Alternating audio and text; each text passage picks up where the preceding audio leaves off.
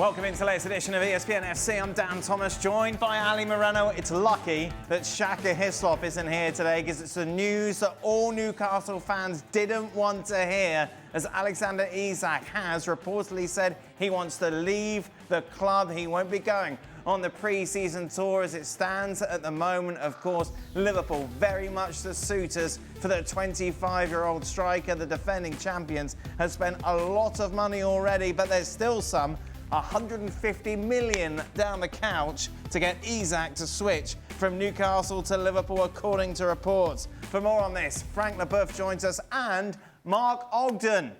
Now, it's not very often that people listen to Mark, but if you did, you would have learned over the last couple of days that he saw this coming, Mark. Isak, of course, now very heavily linked to that move to Liverpool.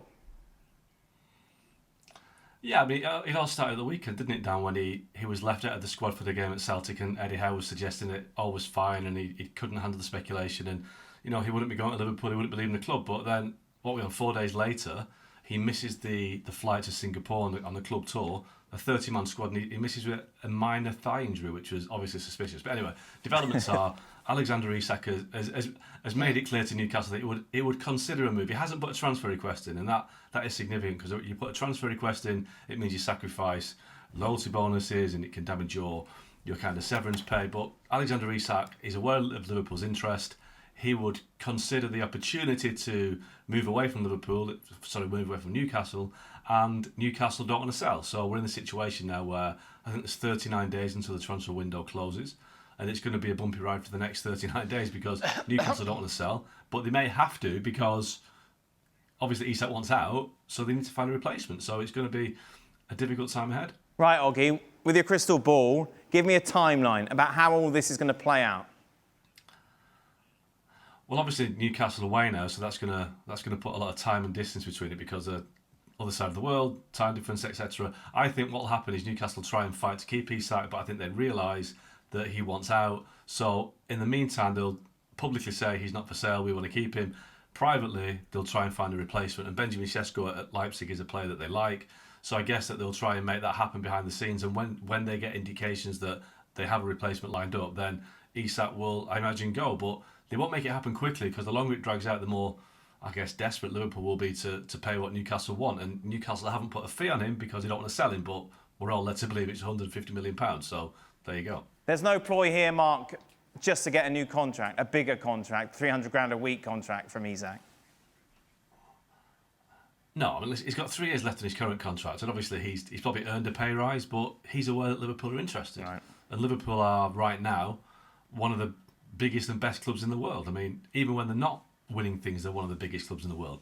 It's too difficult for Isak to turn down. He's peak of his career. Is the opportunity there to join Liverpool, to win the Champions League, to win the Premier League. He could do those with Newcastle, but it's unlikely, isn't it? It's unlikely that Newcastle are going to win the Champions League or the Premier League anytime soon, especially when you look at how difficult they found this transfer market. They brought in 2 players, and one player was announced today from the Korean second division, so they're not exactly signing the top players in the world. So Isak knows he's got a great opportunity to play for one of the world's great clubs. It's not about a contract. Newcastle could probably double his money, and I still think he'd want to go to Liverpool. Newcastle fans don't want to hear it, Frank, but it's kind of a no-brainer, isn't it, from Isak's point of view?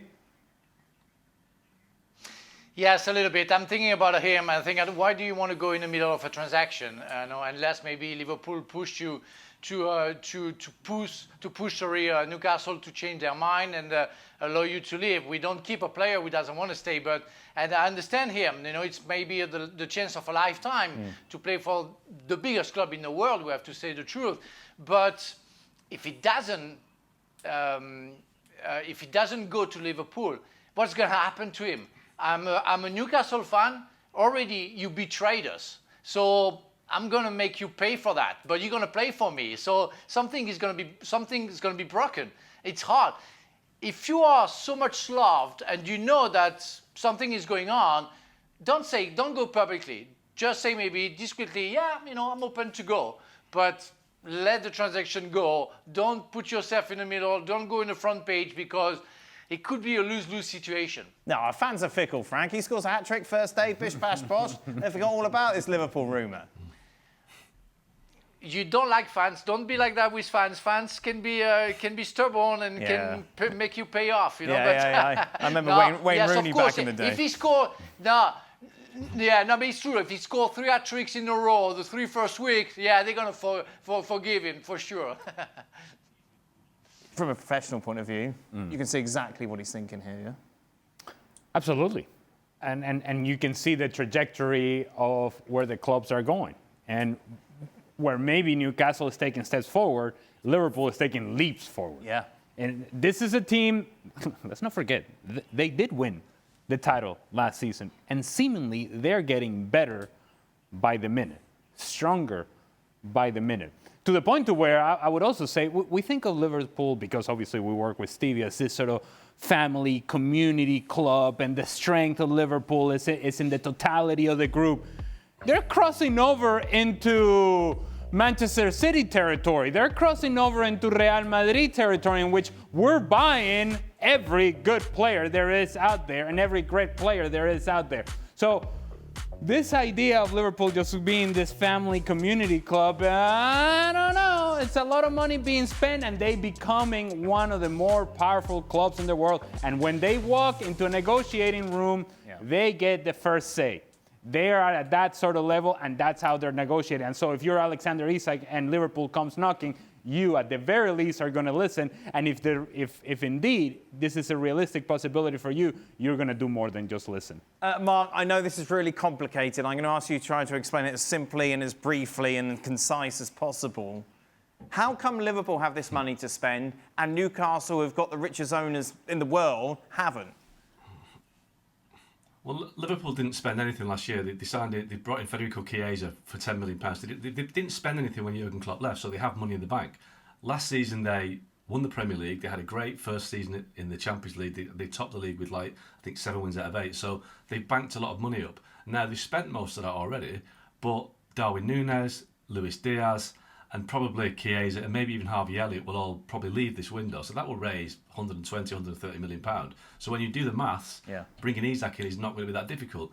Newcastle, for instance, on the other hand, that when the Saudi owners took over the club, the Newcastle's revenue was so small they have to build it up, and they haven't built it up to the necessary levels yet. So they have a very limited amount of money they can spend to avoid breaking PSR rules. So even now, after being in the Champions League 18 months ago, their revenue streams aren't what they should be. So that's why they're finding it so difficult. It's a surprise it's taking so long to get to this level, but they are still miles behind the big six, so to speak, in the Premier League. So selling Isak will make it a lot easier for them to compete, but that would mean losing their best player. Is there any world that we live in, Mark, in which Liverpool will regret signing Ekitike because they didn't think they were going to get Isak?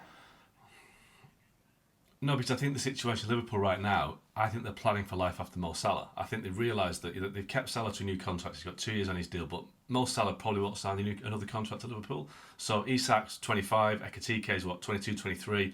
They are building their next Sadio Mane, Roberto Firmino, Mo Salah front three with these players. So that's what they're doing now. So it's not a case of overstocking right now, it's a case of building for the future. And Liverpool, to be fair, over the last 10 years have been better than anybody doing that. So that's what they do. They're trying to get their ducks in a row for the next 10 years. And that you can't really blame them because they've been so successful with their policy in the recent decade.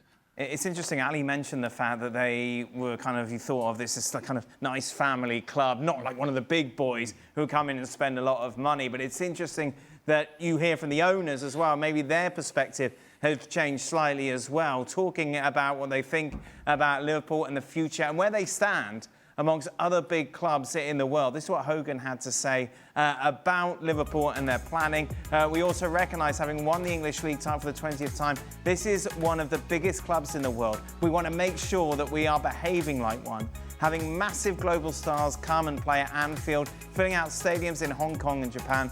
Those are the things we expect and want to do. We have a huge fan base around the world who crave success, and we're working as hard as we can to win more trophies. That's exactly what you want to hear from a CEO, not only as a fan, but as a player, Frank, as well. If you're thinking, where can I go, and Liverpool come and knocking, given that plan and given where they are in the world at the moment, it's going to be very difficult for any player to say no. Of course, and he's absolutely right. And the statement is perfect. And when you're a player, the first club you want to go now, I would say it's Liverpool. It was like Real Madrid like 2 years ago. Now it's definitely Liverpool. The city is not, and with all due respect, not that attractive than Madrid. But if you want to play football and you want to be successful, you want to go there. And he's absolutely right. But yeah, you want to bring stars, but be careful on which stars you want to bring, because the Liverpool, I would say, roots are made on the team spirit. And Steve Nichols talks about it a lot, where you have to make sure that everybody goes together. The chemistry is always there. Liverpool has won the Champions League and they have won the PL title because they worked together, because they weren't a big superstar. They were stars, but not that big, in order for them to work together and to listen to the other. That's the essence of how to win something, and Liverpool really understood it, and hopefully they're going to keep on doing that way. Otherwise, they're going to struggle like Real Madrid did last year. If these signings work the way that Liverpool envisions they're going to work, Liverpool are on the cusp of separating themselves from the rest. I know that we have had a discussion in this show, and Mark was there, and I know you called him a liar because he wrote an article in which he said there could be... He said it would be the most exciting title race in the Premier League ever. Yeah, okay. If these signings work the way that Liverpool has envisioned, it's hard to make an argument for everybody else. It really is. Again, Liverpool are on the cusp of separating themselves, not only in the Premier League, but separating themselves in Europe. That's the sort of level that they're beginning to enter now. But of course, the big if, these signings have to work out and have to fit. And to Frank's point, they have to fit not only individually as a group, but into the club and the personality of the club. That's a big question that everybody has to answer. And the first answer we're going to get, actually, will be live on ESPN Plus in the curtain raiser for the start of the new Premier League season as Liverpool take on Crystal Palace. That game will be live August the 10th, 9:30 Eastern. Will Isak be playing? Oh. Ah.